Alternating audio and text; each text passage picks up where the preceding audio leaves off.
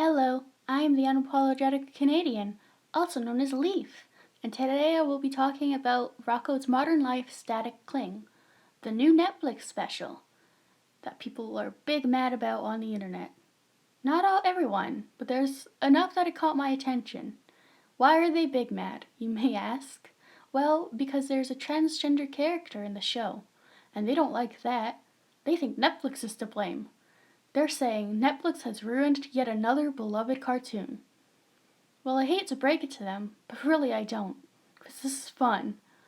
Joe Murray, the creator of the beloved 90s TV cartoon series, also created the Netflix special. He even went and tracked down some of the original voice actors. He wanted to do this. The character being transgender was his idea. He didn't even initially approach Netflix with this. He approached Nickelodeon, who also loved the idea. He worked with many people on this to make sure that he did it right, as to not offend anybody. Rocko's Modern Life has always had gay undertones. In fact, Joe created an episode called Closet Clown, which was about the experience of a gay person being in the closet, except he had to be clever about it. You couldn't outright say a character was gay in the 90s or you would risk censorship, so he hid it in an episode about a clown. The gay undertones have been there since the 90s cartoon. You just didn't notice it. And now you want to blame Netflix for changing a character when they did nothing of the sort. They had nothing to do with what Joe wanted to do. He came up with this on his own. This was all him. So you can be mad and upset, but he's done multiple interviews where he's talked about why he chose to do this.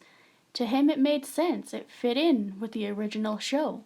He's done another interview, which I will play to show you that it wasn't just, phone calls that anybody can claim happened. He's done voice recorded interviews as well. And I mean, on the Rocko completed series, there's a great collection of sort of behind-the-scenes featurettes, and there's live reads with you in the cast from, I think, back in like 2012. One of the episodes that's really featured a lot in there is Wacky Deli. One of the fan favorites, I believe one of your personal favorites. How do you see, to me, it seems like Static Cling is almost a logical next step from that episode. How would you react to that? What do you think Static Cling is in terms of how it would relate to Wacky Deli? I felt like when we sat down, I had written a story basically about Rocko coming back after 20 years and missing his cartoon and having to find its creator and do all that. And then the progression of Rachel as a character really felt natural.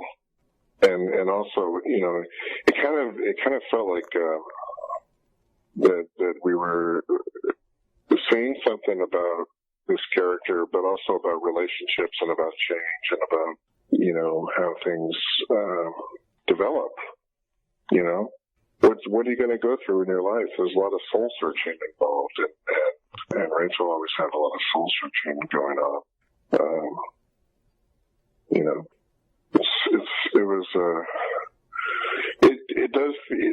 Those episodes, the Wacky Deli and I Have No Son, which both featured the Fatheads, were in a lot of ways very autobiographical for me. There was a lot, and that's why I did the voices. And although I kind of got dragged into doing the voices, like everybody just said you have to do the voice. But I don't know. It all worked really well and just felt natural. I think that's the thing about it. It felt like a real natural progression of the character, and it just all worked out. Yeah, my co-host and I, we were really fascinated about the behind the scenes discussions about that, kind of the progression of how that idea came about, but then, like you said, it was just kind of like a natural thing. So was that just a change that came to you? Was it something more personal, if you want to talk about that? And I also know there's a shout-out in the credits to, I believe, Nick Adams of the organization GLAAD. So I was wondering what his kind of contributions were to the story and to the character as well.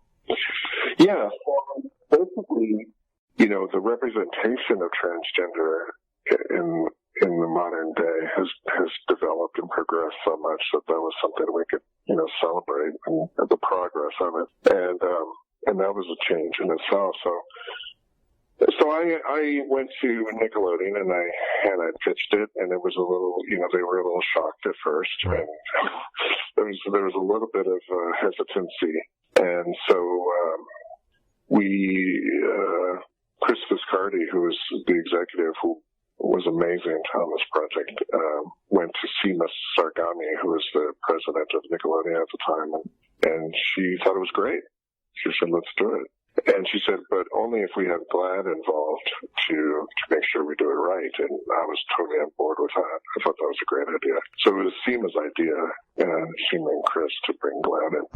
So Nick Adams came in, and so every step of the way, from the writing through the storyboards, through the, he signed off on everything. And he made some suggestions here and there, and we worked with him on a few development things with the character, and it worked out really well. And Nick loves the final movie, so, which I'm really glad about. Glad. Yeah, and no pun intended, yeah. And we felt very much the same way, because we were a little kind of like shocked at first, not in a bad way, just kind of like, oh, that was unexpected. And then we were happy to see that it wasn't just there for, tokenism. It wasn't just there to throw a curveball in. It was part of the story. It was really part of the emotional core of the story. And we kind of came to the conclusion that if it was all just about Rocko wanting a new episode of his favorite TV show and then being upset that it was changed, that would have been an okay message, but it wouldn't have been quite as powerful without that deeper personal connection between a father and his son, now a father and his daughter. Right. So as we just heard, Joe Murray was the one who wanted his character to be transgender. It was his choices that led up to it. Netflix isn't trying to push an agenda onto you with this. There is no Netflix ruining this show. Joe Murray, the creator of the 90s cartoon, said, hey, this character should be transgender. And that's what they went with. To him, again, it made sense. To him, it fit in with the story. Again, Rocko's Modern Life, the original series, had a lot of gay undertones. You probably just didn't notice because when you watched this, you were fairly young. I just wanted to get this out here because I see too many people getting mad about something for really no reason. They're trying to act like Netflix changed the cartoon and changed the characters when they didn't. What Joe did was just approach them and say, hey, can you put my movie on your platform? And Netflix was like, sure. And that's how it went down. I'm surprised I made another video so soon. I wasn't planning on it until early this morning, and I'm like, fuck it, let's do it. So I might make more videos more frequently. I haven't decided yet. But, I will try my best. So, bye!